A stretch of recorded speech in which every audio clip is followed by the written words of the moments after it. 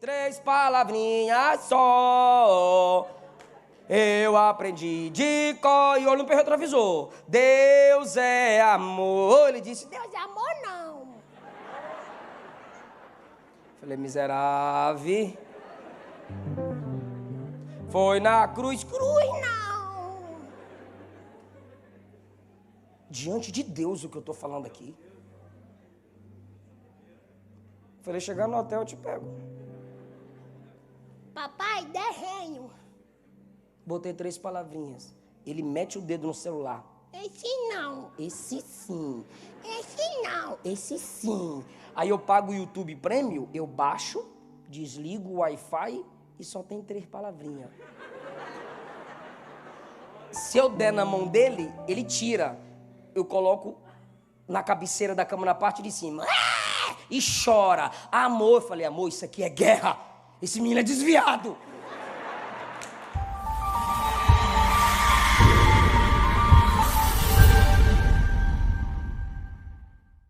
E para quem Deus está falando isso? Para a igreja. E não é Antigo Testamento não, web crente.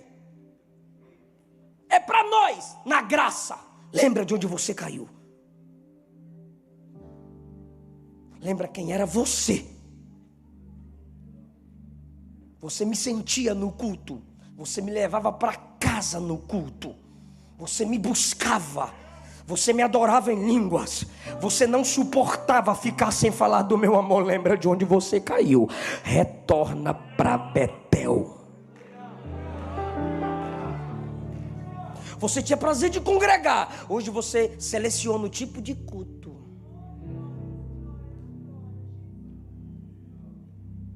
Quando ele volta, quando ele retorna para Betel, ele chega em Betel e diz assim no versículo 7. É o Betel. Pode repetir isso? É o Betel. Betel significa casa de Deus. E quando ele chega na casa de Deus, ele diz assim, é o Betel, ou seja, Deus da casa. Quem retorna para Betel tem um compromisso equilibrado. O que é um compromisso equilibrado, pastor? É que tem gente que só tem compromisso com a casa de Deus. Gosta da igreja. Mas não tem nada de Jesus. Tem cheiro de crente. Tem o evangeliquez. Sabe as músicas tudinho. Mas nunca confessou Jesus como único Senhor e Salvador. Sabe o nome de um monte de pregador, principalmente coach. Sabe o nome das músicas tops, principalmente as antropocêntricas. Gosta da casa de Deus. Poltrona, ar-condicionado, som top. Olha essa equipe de louvor cantando. Ai, eu me sinto bem. E continue se sentindo bem em nosso meio. Nós somos instrumentos da paz mesmo. Só não pirraça nós. Mas a gente é instrumento da paz mesmo. Mas não adianta Betel sem El Betel. Não adianta querer a casa de Deus e não ter o Deus da casa. Porque se você gosta da casa de Deus, um dia a casa de Deus, igreja, vai para o Deus da casa. E você não vai ter nem a casa de Deus, nem o Deus da casa.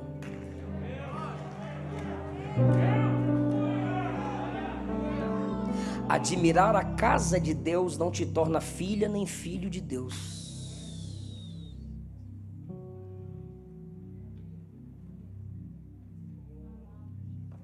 Eu me sinto bem quando estou na casa de Deus. Pois é, mas se você tiver um encontro com Deus, esse bem vai deixar de ser sentimento e vai se tornar realidade na sua vida. E tem gente que gosta de Deus de Betel. Eu gosto de Jesus. Eu gosto de Deus. Agora, crente, eu odio. Não suporto o crente. Não suporto aqueles pastor gritador. Aquelas músicas fica cantando alto. Aqueles irmãos ficam levantando a mão da glória. E aquele pastor pedindo oferta. E dá 9 horas, 9h30, culto não acaba. E eles têm negócio de vigília. De Deus eu gosto, de crente não. Pois é. Mas não tem como, ele não se separa nunca da sua igreja.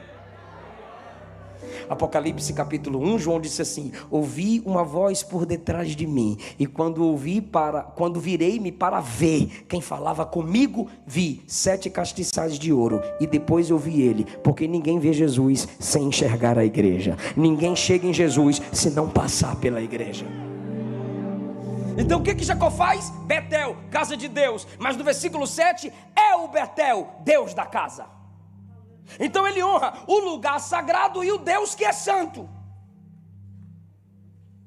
Segundo lugar, Jacó retornou ao culto. Versículo 2.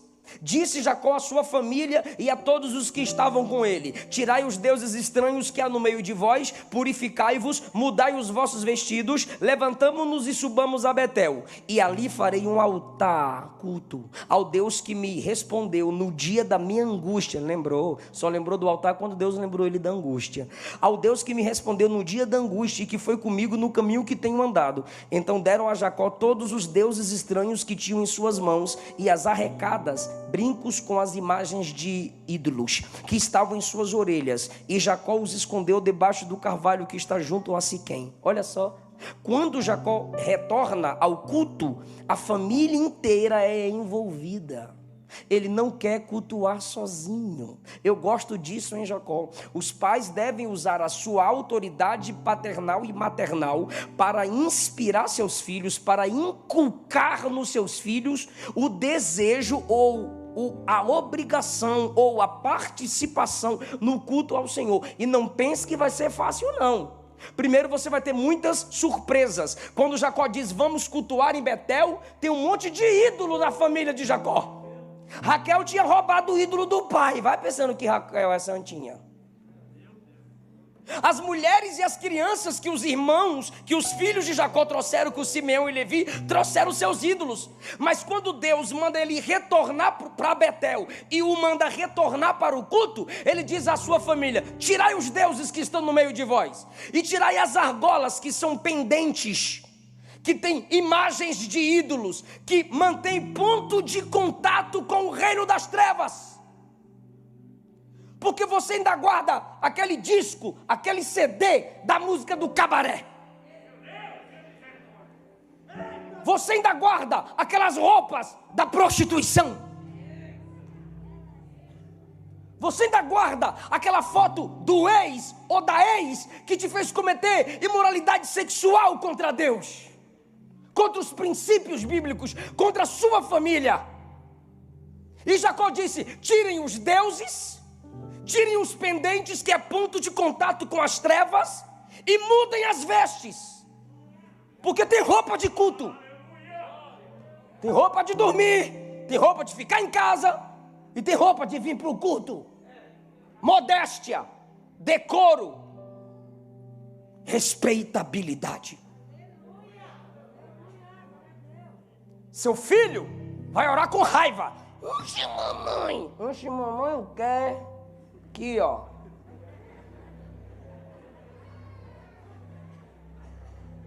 Eliseu filho, canta as musiquinhas do Pocoyo.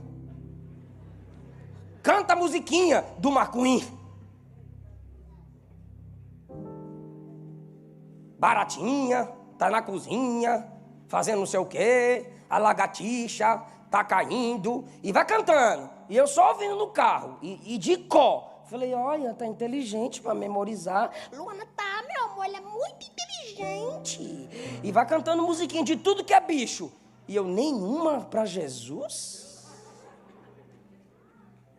Aí eu comecei: 3 palavrinhas só, eu aprendi de cor. E olho no retrovisor: Deus é amor. Ele disse: Deus é amor, não. Falei: miserável. Foi na cruz. Cruz, não. Diante de Deus o que eu estou falando aqui. Falei: chegar no hotel eu te pego. Papai, derrenho. Botei 3 palavrinhas. Ele mete o dedo no celular. Esse não. Esse sim. Esse não. Esse sim. Aí eu pago o YouTube Premium, eu baixo, desligo o Wi-Fi e só tem 3 palavrinhas. se eu der na mão dele, ele tira. Eu coloco na cabeceira da cama, na parte de cima. E chora. Amor, eu falei, amor, isso aqui é guerra. Esse menino é desviado. Ela, como assim desviado? O menino nem cresceu. Eu falei, é filho de Adão. É descendente de Adão, é a natureza caída. Amor, ele tem minha malignidade e a sua. Nós temos que evangelizar nossos filhos. Repito, filho de crente não é neto de Deus. Não é porque nasceu na igreja que vai para o céu. O diabo nasceu no céu e vai ser lançado no lago de fogo, irmão. Filho de crente tem que ser evangelizado. Retorne para o culto com sua família. E deixa eu dizer uma coisa aos pais. Você não é responsável pelos seus filhos se eles desviam. Você é responsável em ensinar. Deus vai te culpar se você não ensinar. Agora, se quiser desviar, vaza. Faça o que quer da sua vida. Seu pai já te ensinou, sua mãe já te ensinou. Não é você, pai, que salva. Não é você, mãe, que salva. Quem salva é Jesus. Sua obrigação é ensinar.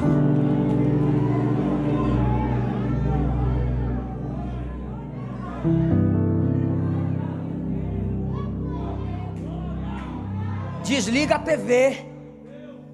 Decreta um jejum nessa casa. Retorne para o culto com a sua casa. Minha mãe, 6 filhos. Elias, Eliseu, Tiago, Daniel, Felipe e Késia. Todo mundo indo para a igreja, a escadinha. Cipó na mão. Você sabe o que é cipó, né, Raiz? Vara. Atrasava, tome. Na porta da igreja, a filhinha, banheiro.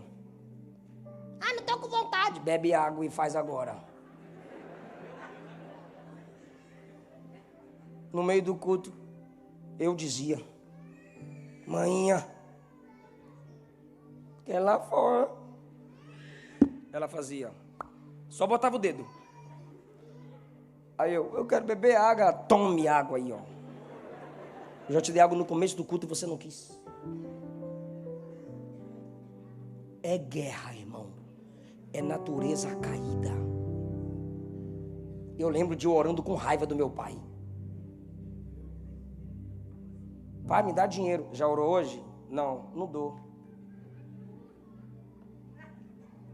Tu pode pensar o que tu quiser, irmão.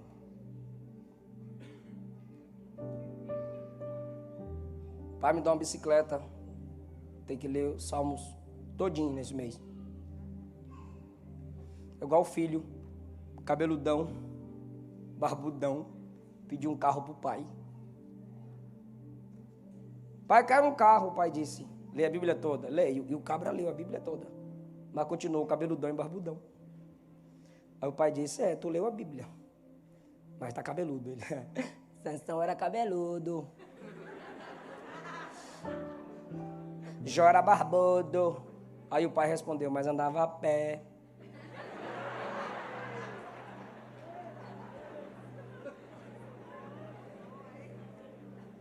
Jacó está retornando para o culto porque ele vai levantar altar. Mas antes dele retornar, chegar no culto para levantar altar, ele prepara a família. E o que é que ele disse? Abram mão dos ídolos, abram mão das vestes sujas, abram mão daquilo que te dá ponto de contato com as trevas, porque no culto só ele é lembrado, adorado, glorificado. O que é isso, pastor? Se você quer retornar ao culto, não existe culto sem preparo. Tem muita gente que está na igreja segunda, terça, quarta, quinta, sexta, sábado, domingo, mas não cultua. Por quê? Porque não se prepara para o culto. E de que modo eu posso aplicar que a gente não se prepara para o culto? É que a gente, na hora de ir para o culto, está assistindo malhação. Se enche de rede esgoto de televisão e chega na igreja, me enche Jesus. Jesus vai dizer, não tem espaço, você já está transbordando de Globo. Você já está transbordando de ideologia de gênero. Você está transbordando de Big Brother. Jesus, eu quero receber. Que nada, culto não é para receber, é para dar. Só que o que é que você vai dar se você só se encheu de coisa da terra? Por isso que minha avózinha dizia, meu filho, é ceia, jejum. Ah, mas eu tenho que terminar aquela série. Assiste outro dia, está na hora do culto. Vem cantando a Jesus no meio do caminho. Vem pedindo a Jesus para expulsar os demônios que ficam em cima da igreja, tentando impedir que o nosso culto flua. Vai expulsando os capetas que quer pegar as crianças no culto, ficar atrapalhando. Vem repreendendo demônios no caminho da igreja.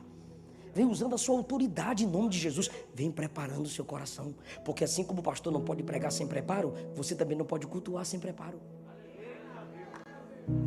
O salmista disse: preparado está meu coração para cultuar, e meus lábios vão transbordar de louvor ao Senhor. Só se transborda do que se encheu. Então, se ele transbordou no templo, é porque ele se encheu em casa. Por isso que Jacó diz: tirem os deuses, troquem as vestes, tirem as argolas, que são pendentes, que têm ponto de contato com as trevas, porque nós estamos indo cultuar. E sabe o que aconteceu? Todo mundo entregou. O que Jacó fez? Enterrou em Siquém e viajou para Betel. 50 km à frente de Siquém. Retornaram para o culto.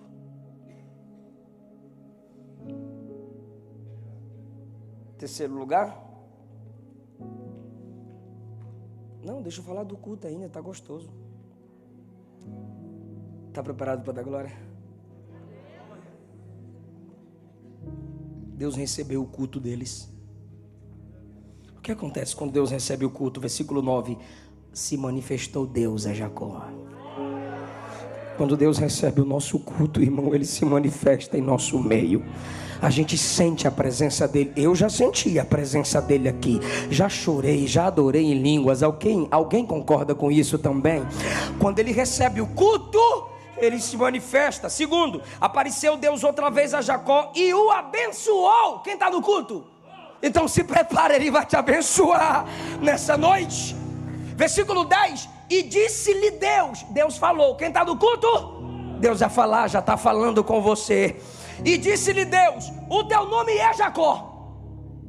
Não se chamarás mais Jacó, mas Israel. Tu está lembrando de alguma coisa? Tá sim. Lá do 32. Uai, mas pastor, Deus não mudou o nome dele no 32? Mudou. É um símbolo de novo nascimento lá no 32. Só que ele voltou às velhas obras lá em Siquém. Aí Deus tem que fazer de novo.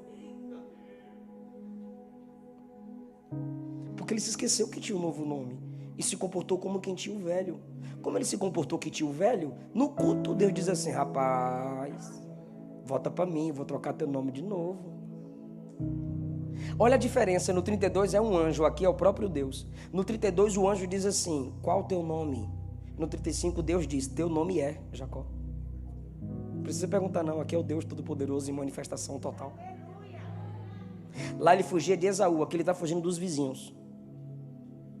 Aí Deus diz assim: eu sou o Todo-Poderoso, diferente dos ídolos que vocês enterraram. Ídolos vocês enterram, eu não morro, sou vivo.